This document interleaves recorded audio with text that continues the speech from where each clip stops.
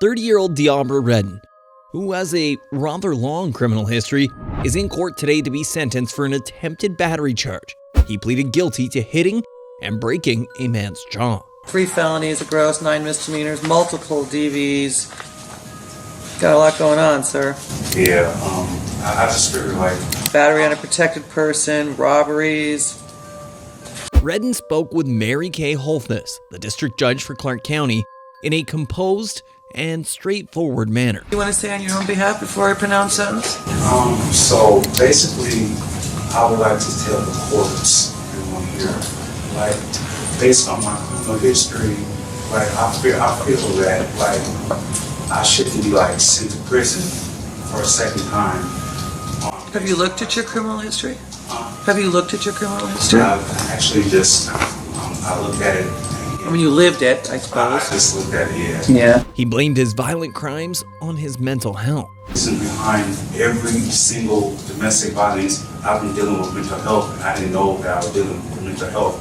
And they put me in mental health court, and I still didn't know that I had a mental health problem until it was August 2022 when I realized I have a problem with this. He also told the judge that he was a changed man. My mind, my mental health, I have a support system. I just got hired as a teamster for, the union, making $20 an hour. And the reason behind every single domestic violence, I've been dealing with mental health, and I didn't know that I was dealing with mental health. And they put me in mental health court, and I still didn't know that I had a mental health problem until it was August. Redden's attorney requested probation rather than a jail sentence. However, the judge thought otherwise. I think he's worth this risk. The court wants to be 19 to 48 as suggested by the DA. I would have no issue with that, but to suspend it rather than just send him to prison for any length of time. I think it makes more sense given the circumstances and his ability to do probation successfully that he given this opportunity. I appreciate that, but I think it's time that he gets a taste of something else. Redden lost his temper as she began to read the sentence. In accordance with the laws of the state of Nevada, this court...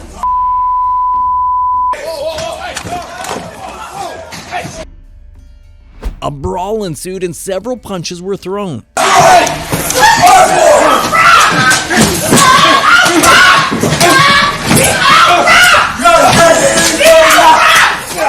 Judge Holthness received some injuries when she fell back from her seat against a wall, but did not need to be hospitalized. However, a courtroom marshal was admitted to the hospital due to several injuries. A few days following the assault, a tightly cuffed and masked Redden went to face Judge Holthness. Good morning. All right, this is on for the continuation of Mr. Redden's sentencing.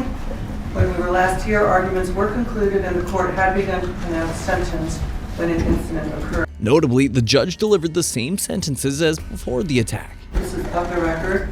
I want to make it clear that I am not changing or modifying the sentence I was in the process of imposing last week before I was interrupted by defendant's actions. Redden was sentenced to 19 to 48 months in prison for his previous offenses. In accordance with the laws of the state of Nevada, this court does now sentence you in addition to the $25 administrative assessment fee, $150 DNA fee, the $3 DNA administrative assessment fee, and $250 indigent defense fee, 19 to 48 months in the Nevada Department of Corrections. Later, Redden's relatives claimed that he had multiple mental health problems from birth.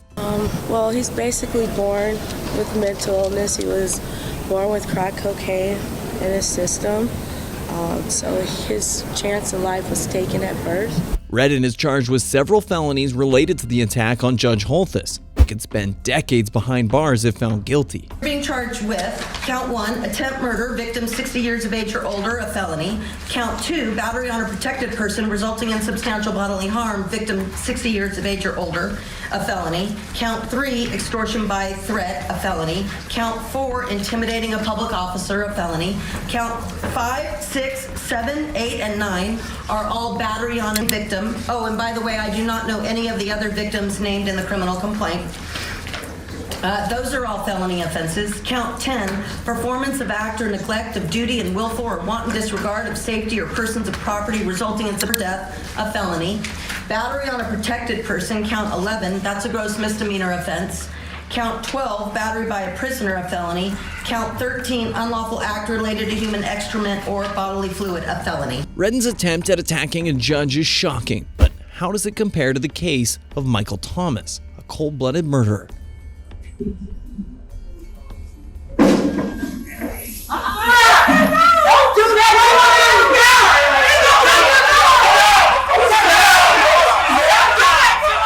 Judge David Borowski has just sentenced Thomas to 35 years in jail after he entered a guilty plea to 2 charges of first-degree homicide for the killing of Sharon Staples and her unborn child. Prior to the killings, Thomas already had a lengthy juvenile record, and at the time Sharon died, he was either meant to be in custody or under home monitoring.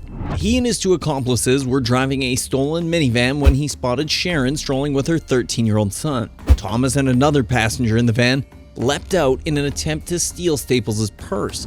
When she resisted, he shot her. He then ran away, but he came back a short while later to grab the purse before running away once more. In court, tensions have already started to rise. 9 deputies have been sent in to keep an eye on Thomas's 24 supporters in the public gallery. We're going to do that, and as long as you are calm and cooperative, we will then, once I know that they are clear, we will escort you down out of the building, and you need to leave immediately. Throughout the hearings, the defendant has mostly remained silent and composed, but things are about to change soon. Watch as he stands, ready to exit the courtroom. The deputies flanking the sheriff seem vigilant, as if a major incident is about to occur. While one lunges for Thomas's arm, the other places his hands on his shoulder. All hell breaks loose as Thomas abruptly moves to the right in an attempt to get away from the guard's grasp.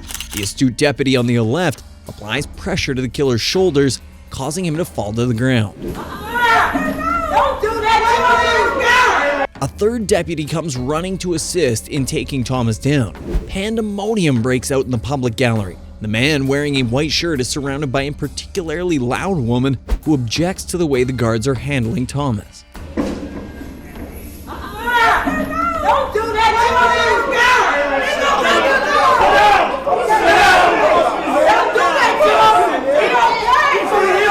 Thomas wriggles around in his handcuffs and shackles until the officers grasp him beneath the arms and pull him to his feet. He resists their attempts to remove him out of the courtroom and calls out to his supporters from the gallery.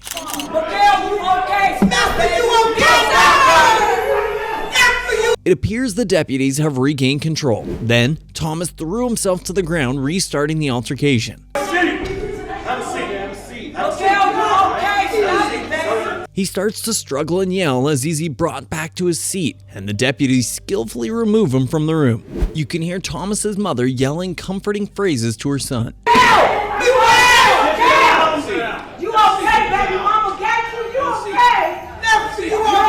One deputy issues a strong warning to Thomas's supporters amid the commotion in the public gallery. Listen. All right. Please. No good is going to be done by this courtroom being disrupted. As more officers enter the courtroom for reinforcement.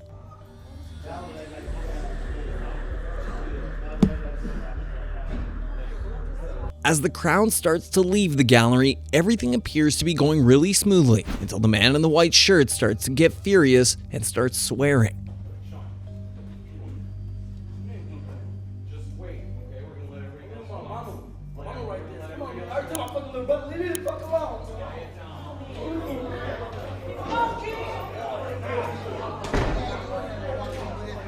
This time, the deputies are not playing around. Without delay, one of them intervenes, pulls the man aside, and puts him in handcuffs. Calm returns to the courtroom as he is escorted from the gallery through a different exit. Thankfully, the trained deputies were skilled enough to keep Thomas's unruly supporters under control. In this next case, despite having committed a crime, ironically, the defendant doesn't want to be defamed. You had put cigarettes out on this poor little child. There was evidence of that from the pictures. The bruises, some of the bruises were in the shape of a belt buckle. Man, I ain't gonna let you sit here and say no crazy shit about me, man. We are in Michigan, and Nieves is charged with first-degree child abuse and criminal murder for killing Giovanna Mejias, his girlfriend's 4-year-old son. Ortiz was taken into custody by Kent County deputies in June of 2017 following the discovery of Giovanni's dead body on their kitchen floor. Internal bleeding from an abdominal tear revealed during an autopsy indicated that the damage was caused by an adult, not a child. They're alleging you murdered one Giovanni Miajes. It is called felony murder. Ortiz-Nieves denied the charges in court. Prosecutors, however, made a separate case, supported by the medical examiner's confirmation that the injuries were not accidental. Degree in the location and the number of injuries was remarkable. Injuries inflicted with blunt force from an adult individual. The defense had a different take, speculating that the injuries might have been caused by other children. The mother of the child unexpectedly backed Ortiz-Nieves. Him sock him, push him. He was just mean to him. Did you ever witness Nelson physically discipline kids? Never. Ortiz finally addressed the court. I'm going to continue to say I will take a lie detector test to prove that I never abused any of Sonia's kids or never abused Giovanni and never intentionally meant to hurt Giovanni but to help him. After Ortiz was found guilty during the sentencing, the victim's mother seemed to change her mind. Yesterday was the hardest day, and instead of us celebrating, we took balloons to his grave site. And because what Nelson decided to do to my baby will never bring him back. I'll never see him grow up, fall in love, go to school. Judge Mark Trusock spoke harshly to Ortiz before delivering his decision. You can claim your innocence, but I sat over this trial and I carefully listened to all the testimony, and the jury verdict was clearly correct in this matter. There is no question whatsoever that you committed this murder and that you beat this little boy to death. It is one of the most disgusting trials that I ever had to sit through. But Ortiz wasn't one to go down without a fight. Man, I ain't gonna let you sit here and say no crazy shit about me, man. No, man, because he's saying shit he don't even know, man. Sir, anybody says anything back there?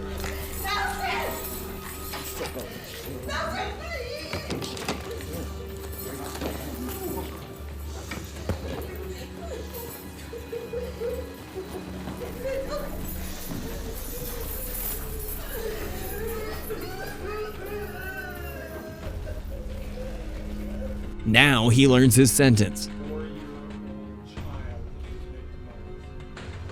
There is no question in my mind, sir, that you did this. You are the lowest form of human life that I've been able to observe or see. You are a monster, and quite frankly, you are evil. Just a few months later, the child's mother was charged with the crime too. My first charge is perjury. I lied under oath for a man who I thought loved and cared for me. My second is failure to protect my children and blaming a sibling on a sibling. Your Honor, signing my rights off was the hardest and most difficult decision I had to make. And I have to live with the fact that I failed my children. Your Honor, what you decide to give me is nothing compared to what I have been through. I wanted to apologize to my family. She received 5 to 10 years in prison. Ortiz-Nieves is a prime example of a convict acting crazy in court. However, for the next convict, the reaction was one of pure shock and disbelief at the sentence.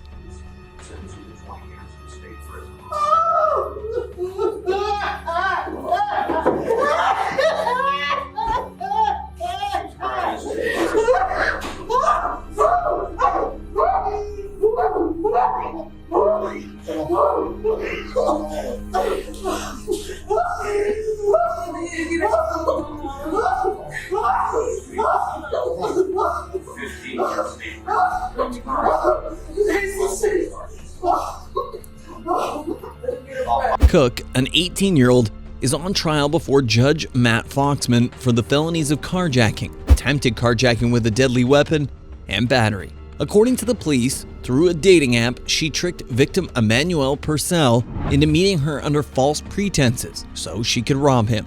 When Purcell got to the agreed-upon meeting spot in South Daytona, Cook's boyfriend, Kendrick Bass, tried to steal his car. During the ensuing altercation, Bass shot Purcell, critically injuring him. Cook exudes confidence as she takes the oath of office at the James Foxman Justice Center. The young woman had pleaded no contest to the charges at the counsel of her public defender, Frank Scott, who reassured her that she would not go to jail for the offenses because of her clean record. Before imposing Cook's punishment, Judge Foxman asked her to address the court from the stand. Cook appears to be in a rather composed mood as she walks up to the microphone. All right, come on up, Ms. Cook. You get to say the final words. I just want to say that I'm sorry for being wrong, that I just had to get shot because I didn't even get shot. My boyfriend and his friends get paid. I didn't know what was going on until it was a wrongness at one time. However, she still refuses to take accountability for her involvement in the crime. As he considers the sentencing, Judge Foxman is triggered by this lack of self-awareness from her. Ms. Cook, here before the court for sentencing. A couple of things going in your favor. One, you didn't hold a firearm during these episodes. The second is that the victim luckily survived. The judge starts out his speech positively, and it appears that everything is going well for Cook. But what follows takes the entire courtroom by surprise and leaves a path of destruction in its wake. Judge Foxman sentences Cook to 20 years in prison, even though Cook believes she would not have to serve any time in jail.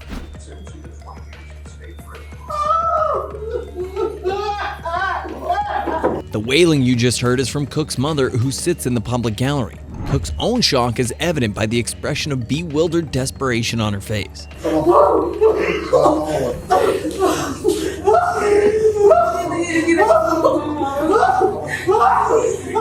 Judge Foxman continues his speech, but his words are drowned by Cook's mother's emotional wailing, who collapses to the gallery on her knees.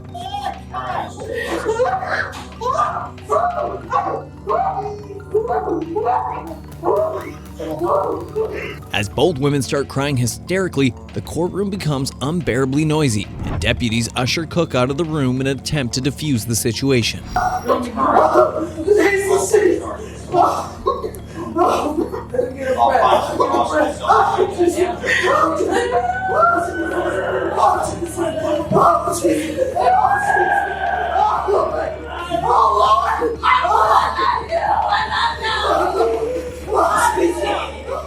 During a subsequent hearing, Cook's mother plays an audio recording of lawyer Frank Scott in which he states that Cook will only receive probation. Yeah, obviously, she's not going to prison. She has no prior record. So, I mean, she's looking at probation or community control. Judge Foxman grants Cook's request to rescind her prior plea after hearing the audio, stating that there is a sufficient ambiguity to satisfy the threshold of unfairness. When this is done, she is sentenced to 11 years in prison, which she accepts without putting on her prior hysterics. Thank you for watching till the end, and if you haven't, click to watch our other videos in this series.